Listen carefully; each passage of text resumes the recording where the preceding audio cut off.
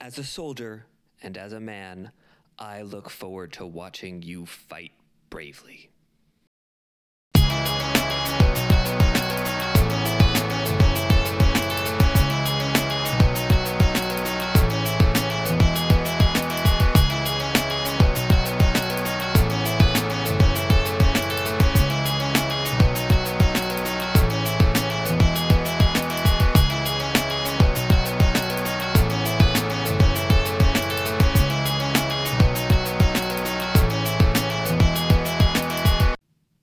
Hey kiddos, thanks so much for joining me for episode 14 of Chronicles in Collecting. We're going to take a look at the RX-0 Unicorn Gundam Perfectibility Divine, as well as do a little bit of a primer on Mobile Suit Gundam Unicorn. So let's start off with Mobile Suit Gundam Unicorn. Mobile Suit Gundam Unicorn was a original video animation, which is kind of like the Japanese equivalent of a direct-to-DVD movie, to oversimplify things. It came out, the first episode came out in 2010, and the seventh and final episode came out in 2014.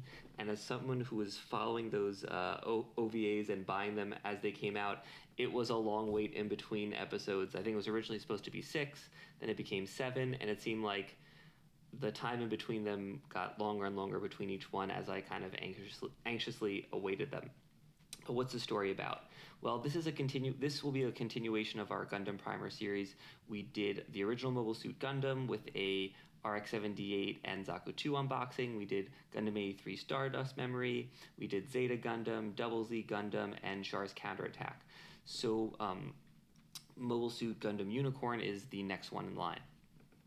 Mobile Suit Gundam Unicorn takes place in 0096, which is a few years after Char's Counterattack took place, but does have a few characters from the kind of Tomino Gundams, but mostly kind of has its own plot. And the plot is both a celebration of the Universal Century and a continuation of it, as the characters are literally following in the footsteps of the battles that took place during the earlier Universal Centuries Gundams. This is not going to be a spoiler review. I'm just going to kind of give you what you might learn in the first, maybe 10 minutes of watching Unicorn or watching the trailer or reading the back of the Blu-ray.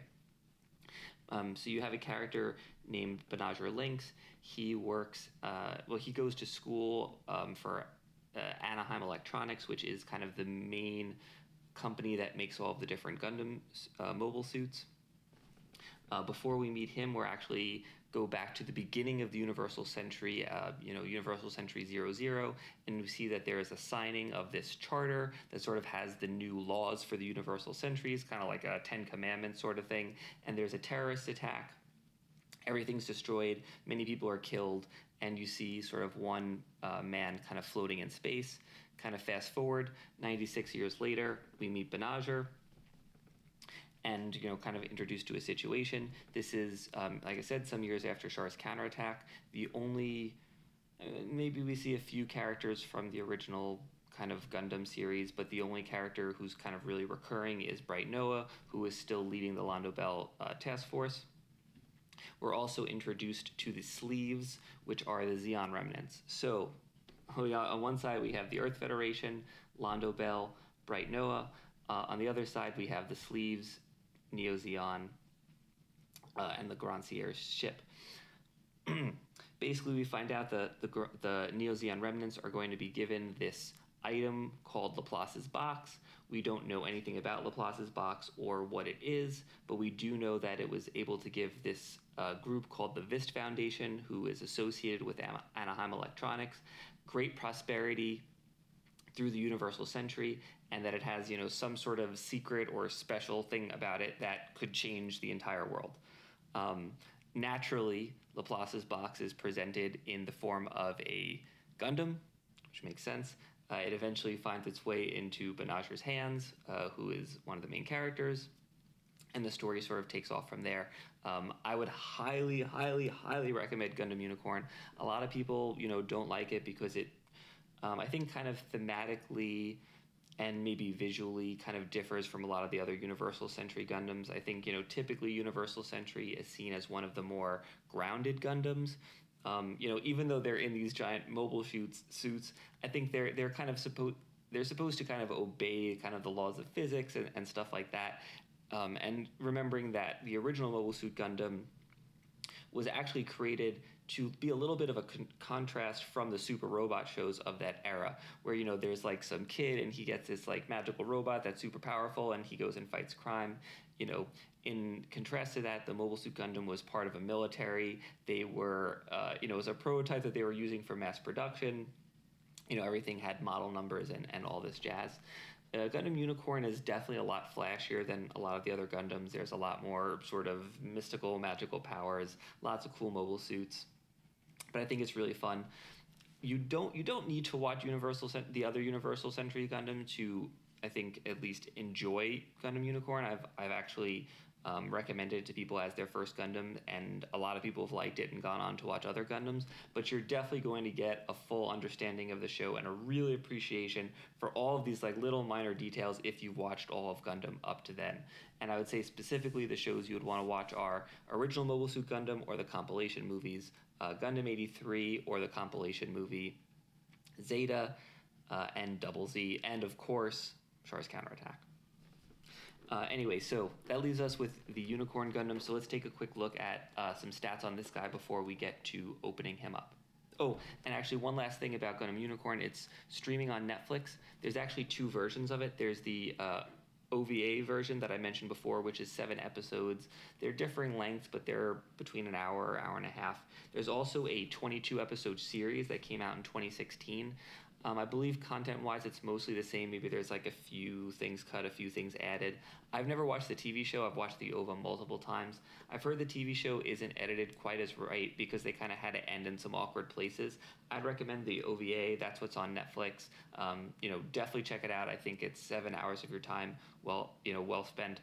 You know, I would say watch the other Gundam stuff first, but, you know, if you just want to get into it, jump into Unicorn Gundam. If you enjoy it, go back, watch the old Gundams, watch Unicorn again, and I think you'll get even a bigger understanding. I didn't originally watch Double Z Gundam when I watched Gundam Unicorn, and then when I watched Double Z Gundam, a few years later, I was like, oh, okay, this makes sense, and I had a completely new appreciation for, you know, some of the characters and some of the plot points of Gundam Unicorn. So as you can imagine, the Unicorn Gundam is the main Gundam in the show. There are a bazillion figures and a bazillion model kits for them.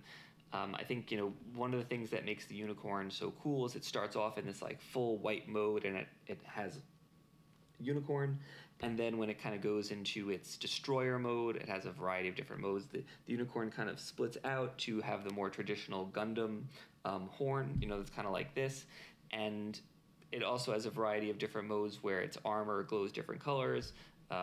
There's a red version, a blue version, a green version, and kind of this like crystallized version.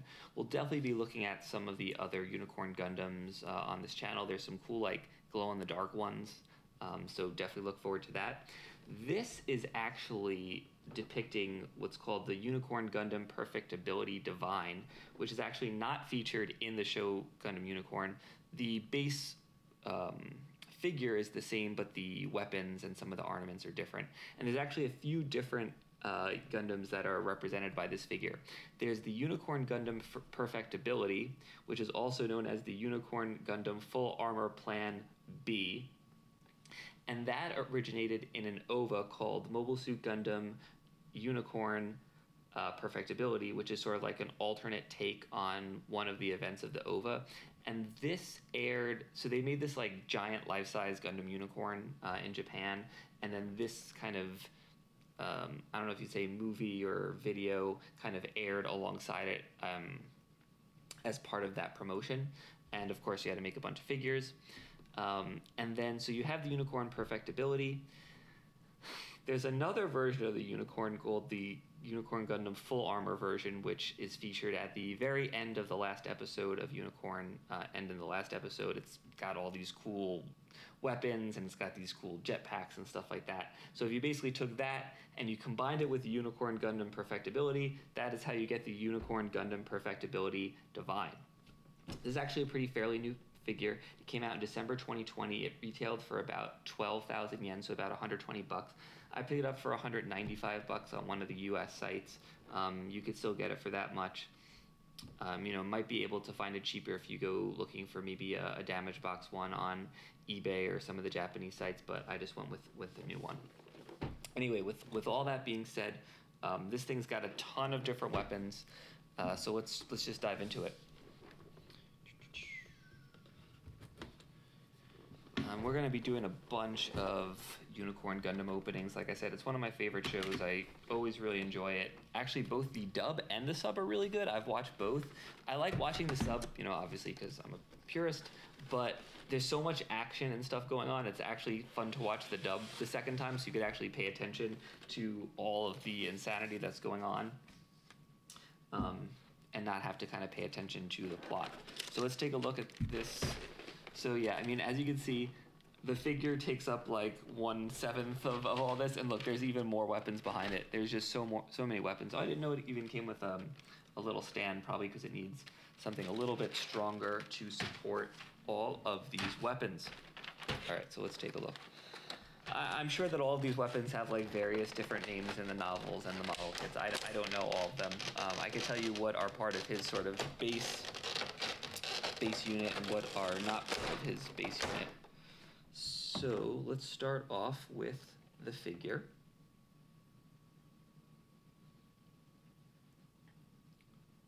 So I'd say, nothing, it's a nice figure. It's not as nice as the version Ka. It does have a lot of really nice markings on it. This is not labeled as sort of like a real marking edition. But, you could see some stuff on the shoulders here. Got the Unicorn logo here, the RX-0, the Anaheim Electronics. So there's some nice things. The detailing's nice. The blue on the armor is really cool. I think it looks pretty nice on the camera, and I would say that it looks about that cool, sort of in person. So yeah, that's sort of the base figure. I'll put that back down here. But like I said, not as nice as like one of the version Kas or even the Metal Robot Spirits. But I'd say maybe a little bit nicer than some of the regular robot spirits, maybe a little bit nicer than the finish on, say, the RX-78, the Zaku 2, and the RX-7802B that we looked at for Stardust Memory. Then you got these like tail thrusters, and these are actually similar to the ones that are featured on the RX-0 Model 3 Phoenix, which is like call it what you want. It's basically a gold version of the Unicorn that shows up in one of the sequels. So you basically have two of these tail stabilizers. I don't know what the point of these are. They look cool. I'm sure they have like some purpose. It's like, oh, they're aerodynamic or something. You got this like cool jetpack thing, which I'm assuming is to allow for the stabilizers to snap onto. And you see you got that whole nice blue finish right over there. Got this giant claw, which again, I don't think we actually see the Unicorn Gundam use. We do see the Banshee. So the Banshee, there's kind of like three versions of the Unicorn. There's the Unicorn, which is the white version of the RX-0. There's the Banshee, which is basically a black version, and the Phoenix, which is a gold version. And there's also a dark gray version of the Phoenix. But we do see the Banshee use this claw. So this guy, this Unicorn kind of has all of the weapons from all of the different versions, right? So you have the weapons that are for the Unicorn, the weapons that are for the Banshee, and the weapons that are for the Phoenix. You have an alternate kind of set of horns here.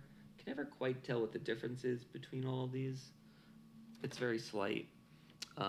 Few different pairs of hands. I'm not gonna show like every single one here, but you kind of get the point. Oops, drop that one. I don't know what this is. I'm sure I'll figure out at some point. It's got a cool joint. So we got that going for it. And these things, which are awesome. So these are these like, they're kind of like these like jetpack things that the full armor Unicorn Gundam have. And I think this is what actually makes it the Perfectibility Divine version. So they needed to like speed up the Unicorn so he could like go faster or something. So they put these like giant jetpacks on him at the end of one of the episodes, and they kind of like strap him in, and then these jetpacks like build up, and then they let go of the straps, and he goes like flying forward. I don't know if that makes sense with how space works or how physics works. It looked really awesome, which, you know, I think is what the directors were kind of going for. So in addition, so those are kind of like the, not the weapons, but sort of the add-ons for the figures. There's also like a whole bunch of weapons here. I'll go through them. They kind of range from the mundane to the super awesome.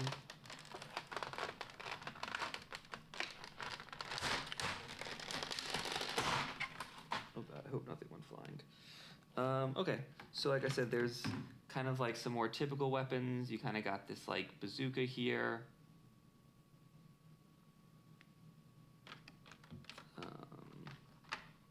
Got some guns, some nice detailing on the guns. The reflection in the camera kind of makes it look like it's blue to match the armor, but that's not true. It's kind of like a silver. It still looks nice, it just doesn't match the armor. And then I think these two are from the full armor Unicorn Gundam, kind of these like machine gun things, which are also cool. These are, you know, various pieces, I'm sure, for kind of storing all the weapons. And this is, let's see, let's put this together right now.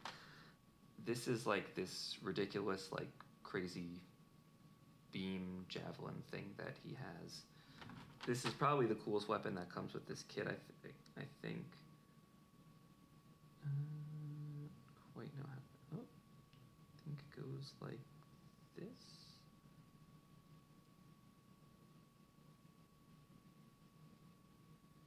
Nope, I think it goes like this. Sorry, I just want to put this together before we kind of get into the posing here. Yeah, there we go. Oh, no. I think that clips in like that. Yeah, this thing is so cool. So this is like this beam javelin. Again, I don't think the Unicorn actually uses it, but one of the other mobile suits, and I won't say what it is because that might in itself be a spoiler, but it is a weapon that is used by a different mobile suit later on.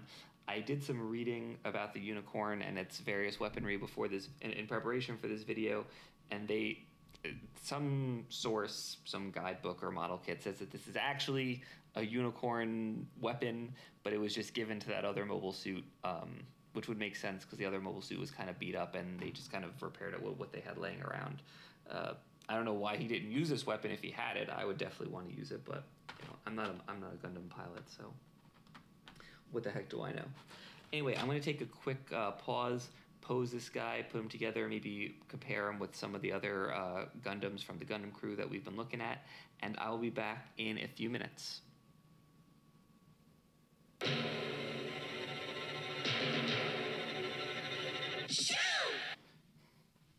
And we are back to answer the question on everyone's mind, which is, are the Unicorn's boosters going to clear the new Gundam's fin funnel when I set this to rotate? We will find out together. But as you can see, got a side angle here. Let's set this thing to rotate. This thing just has so many weapons. I think this is the first time that I've actually used every weapon. It did come with two regular beam sabers, which I didn't use. But you can see he's got the two wings here with the tails. Wait till it comes around here. We got the boosters. You got on the back here, you got the bazooka. You also have these two other guns over there. You got the javelin. You got the claw. And you see you got the two guns on the legs. I'm not hanging out with anyone who doesn't have guns on their legs. Sorry, guys. This thing was just a ton of fun to put all the weapons on. It wasn't too frustrating like some of the other figures that I worked on, where by the time I finished, I just was angry and wanted to break the whole thing. I just played some of my favorite music from Gundam Unicorn, and just sort of imagined that I was in the final scene when they're armoring them up. A few little minor things I wanted to also show on the figure. All right. Oops. Sorry here. Okay. So you could see over here on his wrist, you got this beam saber. So he's got two beam sabers on the wrist. You could attach the actual, you know, like red effects to it. He's also got two beam sabers on the back here. You know, obviously this thing has so many poses, and you know might be interested in a more traditional beam saber, which you have. You could, I mean, I chose this pose because it's like fully armored with everything, but this thing is just so customizable. These wings come off and they kind of split up. You could attach it to the gauntlet. You could attach it to the gauntlets on the front if you want. You can keep it in the back. You could just have certain parts. Obviously, you could put all the guns in the unicorn's hands. Some of them have triggers. Some of them have scopes. You could actually use this javelin. You could attach the guns to that and make this like other javelin thing. It comes with the stand. Unfortunately, not a custom stand, but it is just a regular robot spear. It's not a metal, but you basically are going to need the stand to hold these things. The figure is a little top heavy, as you could imagine, or I guess a little back heavy, as you could imagine. The backpack kind of kept falling off. Kept putting it on, kept falling it off. So just make sure you got it really clicked into place before you move on. But I never felt like I was gonna like break anything like that. And just tons of poses. It also comes with this other little cool arm thing. You put it on his wrist, and then it's just like sort of another additional gun. I was actually going to attach it, but I wanted to show everybody the wrist beam sabers. Kind of got him right here next to some of his buddies, kind of showing the whole evolution of the Gundam here. We got the RX-78, 178 Mark II, we got the Double Z, we got the new Gundam, and then we have the RX-0 Unicorn Gundam. So I'd say closing thoughts, definitely watch Gundam Unicorn. Should watch all of UC Gundam first, but some UC is better than no UC. As far as this figure itself, sort of excluding all of the weapons and the add-ons, I'd say it's a pretty, average Robot Spirits figure. Something that you might pay $50-$60 for. However, with all of the add-ons and the weapons, and you could see the detailing running through on the weapons, you could see the detailing on the boosters, on the wings, definitely brings it up a notch. I would say, as far as where this rests in my favorites, I would say as far as like accessories, it's probably my favorite. Although the fin funnel, I do love funnels. Like I said, as far as like fun that I had kind of playing with this is number one. Highly recommend Unicorn Gundam. I highly recommend this figure. At $200, I still think that's a pretty fair value. If you can get it a little closer to the retail, like I said, either a used or a damaged box like $150, obviously I think that would be even better. Got the little Gundam Unicorn stand here, even though, like we said, this guy isn't technically in the Gundam Unicorn OVA, but we'll let it slide for now until at least I have something else that I could put the Unicorn logo in front of. Anyway, thanks so much for joining me for this episode of Chronicles in Collecting. We have new videos go up every Wednesday. Also have a few reviews on the channel of some various Gundam movies. There's a lot of new stuff hitting YouTube through the official Gundam page and on Netflix, so definitely check out all that. And please join me next week, where we're going to continue Gundam Unicorn and look at the Sinanju real marking version. Thanks so much, and keep collecting.